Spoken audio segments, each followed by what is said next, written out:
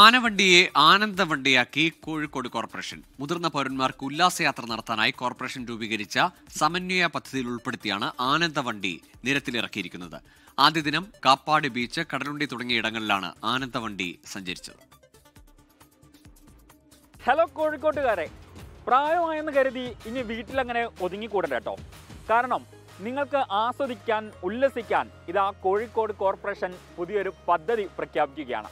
എൻ്റെ പുറകിൽ കാണുന്ന ഈ ആനന്ദവണ്ടി കോഴിക്കോട് നഗരത്തിലെ പ്രധാന വിനോദസഞ്ചാര കേന്ദ്രങ്ങൾ, പൈതൃക തെരുവുകൾ എല്ലാം ഇനി നിങ്ങൾക്ക് സൗജന്യമായി കാണാം, ആസ്വദിക്കാം.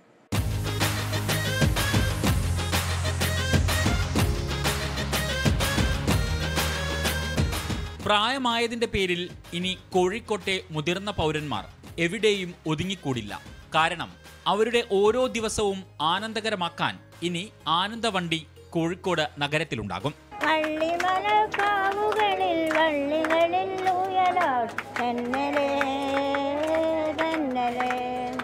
കോർപ്പറേഷനിലെ 75 വാർഡുകളിലെ മുതിർന്ന പൗരന്മാർക്ക് ഈ യാത്രാ അനുഭവം ഉപയോഗപ്പെടുത്താം. ആദ്യ ദിനം പൂളക്കടവ് വാർഡിൽ നിന്നുള്ള 38 മുതിർന്ന പൗരന്മാരാണ് യാത്രയുടെ ഭാഗമായത്.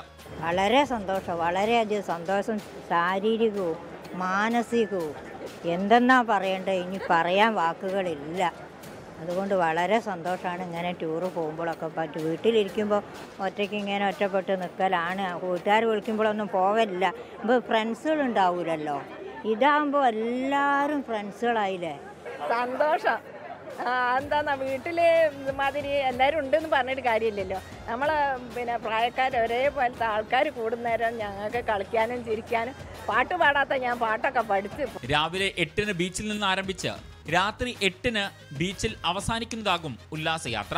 കാപ്പാട്, ബേപ്പൂർ, കടലുണ്ടി തുടങ്ങിയ സ്ഥലങ്ങളിലൂടെ എല്ലാം ആനന്ദവണ്ടി കടന്നു പോകും.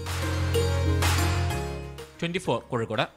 ലോകത്തെവിടെയായാലും ഏത് സമയത്തും 24 വാർത്തകളും ഓഗ്മെന്റഡ് റിയാലിറ്റി പാക്കേജുകളും എക്സ്പ്ലെയിനറുകളും വിശദമായി കാണാൻ ഞങ്ങളുടെ യൂട്യൂബ് ചാനൽ നിങ്ങൾക്ക് സബ്സ്ക്രൈബ് ചെയ്യാം.